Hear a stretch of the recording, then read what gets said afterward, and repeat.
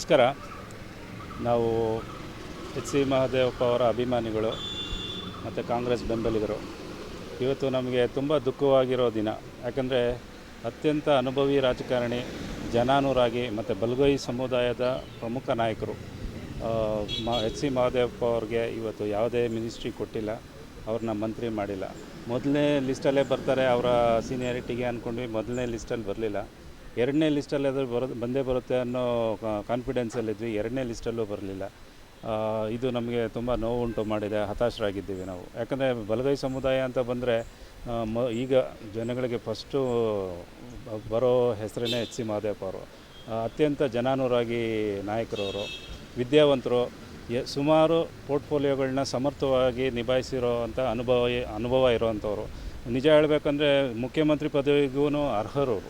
ಮುಖ್ಯಮಂತ್ರಿ ಪದವಿ ಕೊಟ್ಟರು ಕೂಡ ಅವರು ನಡೆಸೋವಂಥ ಅರ್ಹತೆ ಇದೆ, ಅಷ್ಟು ಬುದ್ಧಿ ಇದೆ, ಅಷ್ಟು ಕೆಪಾಸಿಟಿ ಇದೆ.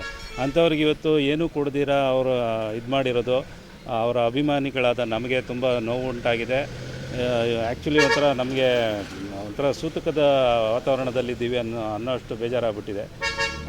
ಅದರ ಅಸಮಾಧಾನನ ನಾವು ಹೊರ ಹಾಕಬೇಕು ಅಂತಲೇ ಇವತ್ತು ಇಲ್ಲಿ ಸೇರಿದ್ದೀವಿ. ಸಾಹೇಬರಿಗೆ ಯಾವುದಾದ್ರೂ ಒಂದು ಪೋರ್ಟ್ಫೋಲಿಯೋ ಕೊಡಲೇಬೇಕಾಗಿತ್ತು.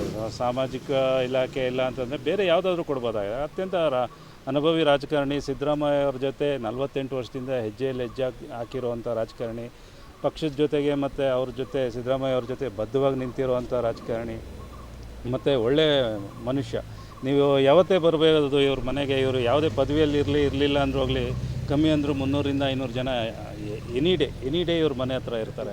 ಯಾಕಂದರೆ ಪ್ರತಿದಿನ ಇರ್ತಾರೆ. ಯಾಕಂದರೆ ಆ ಥರ ಜನಗಳನ್ನ ಭಾವಿಸ್ತಾರೆ, ಆ ಥರ ಮಾತಾಡಿಸ್ತಾರೆ ಅಂತ ಒಳ್ಳೆ ಸಹೃದಯ ರಾಜಕಾರಣಿ. ಇಂಥ ರಾಜಕಾರಣಿಗಳು ತುಂಬ ಕಡಿಮೆ, ವಿರಳ. ಸೊ ಇವರ ಅನುಭವ, ಸೀನಿಯಾರಿಟಿ, ಅವರ ವಯಸ್ಸು, ಅವರ ವಿದ್ಯಾರ್ಹತೆ ಎಲ್ಲ ಕನ್ಸಿಡರ್ ಮಾಡಿ ರಾಜ್ಯ ಸರ್ಕಾರದಲ್ಲಿ ಯಾವುದಾದ್ರೂ ಸೂಕ್ತ ಸ್ಥಾನಮಾನ ಕೊಡಲೇಬೇಕು ಅಂತ ನಾವು ಈ ಮೂಲಕ ಆಗ್ರಹಿಸ್ತೀವಿ.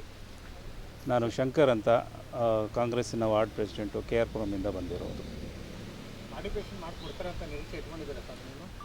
ಅವರ ಅನುಭವಕ್ಕೆ ಕೊಡಲೇಬೇಕು. ಯಾಕಂದರೆ ಈಗ ಈ ಥರ ಏನಾಗ್ಬಿಟ್ಟಿದೆ ಅಂತಂದರೆ, ಬಲಗೈದಲ್ಲಿ ಯಾರಾದರೂ ಬೆಳೀತಾ ಇದ್ದಾರೆ ಅಂದರೆ ಅವ್ರನ್ನ ವ್ಯವಸ್ಥಿತವಾಗಿ ಸೈಡ್ ಲೈನ್ ಮಾಡೋವಂಥ ಪಿತೂರಿ ನಡೀತಾ ಇದೆ. ನೀವು ನೋಡ್ತಾ ಇದ್ದೀರಲ್ಲ ನೀವು ಕೂಡ. ಮಲ್ಲಿಕಾರ್ಜುನ್ ಖರ್ಗೆ ಅವರು ಕೂಡ ಬಲಗೈ ಸಮುದಾಯದವರು. ಅವರು CM ಆಗುವಂಥ ಎಲ್ಲ ಕೆಪಾಸಿಟಿ, ಸೀನಿಯಾರಿಟಿ ಇತ್ತು. ಅವ್ರಿಗೂ CM ಮಾಡಲಿಲ್ಲ.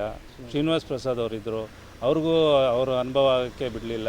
ನೆಕ್ಸ್ಟ್ ಇವಾಗ ಸುಮಾರು ಜನ ಬಲಗೈ ಸಮುದಾಯ SN ಅವರು ಇದ್ದಾರೆ, ಅವ್ರಿಗೂ ಯಾವ ಪೋರ್ಟ್ಫೋಲಿಯೋ, ಕೋಲಾರಿಂದನೂ ಅಷ್ಟೇ, ಅದು ಬಲಗೈದ ಸಮುದಾಯದವರು ಅತ್ಯಂತ ಹೆಚ್ಚಿನ ಸಂಖ್ಯೆಯಲ್ಲಿ ಇರೋವಂಥ ಕ್ಷೇತ್ರ ಅದು. ಆ ಡಿಸ್ಟ್ರಿಕ್ಟಿಂದನೂ ಒಬ್ರಿಗೂ ಯಾವುದೇ ಸ್ಥಾನಮಾನ ಕೊಟ್ಟಿಲ್ಲ.